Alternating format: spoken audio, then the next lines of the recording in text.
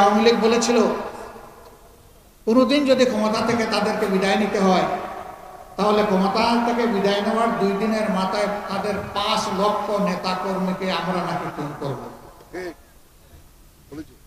আমি জিজ্ঞাসা করি তাদের নেতৃবৃন্দের দফায় দফায় এই মিথ্যা আতঙ্ক ছড়ানো তা কি বাস্তবায়িত হয়েছে?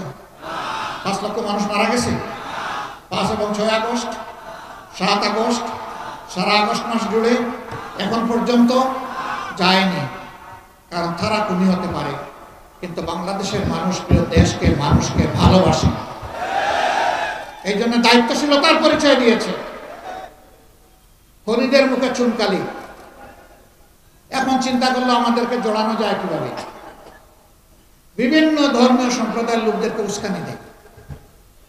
আমাদের হিন্দু ধর্মের ভাইদেরকে উস্কানি দিয়েছিল দুর্গাপূজা পরিহার করার জন্য।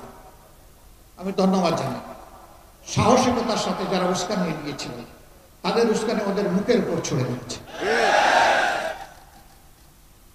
আমরা তাদেরকে বলেছিলাম আপনাদের ধর্মীয় উপাসনা আপনারা করুন, কিন্তু আমরা পাহারাদার হয়ে কোনো দুর্বৃত্ত এই কাজে যাতে হস্তক্ষেপ করতে না পারে আমরা পাহারাদারের ভূমিকা পালন করব।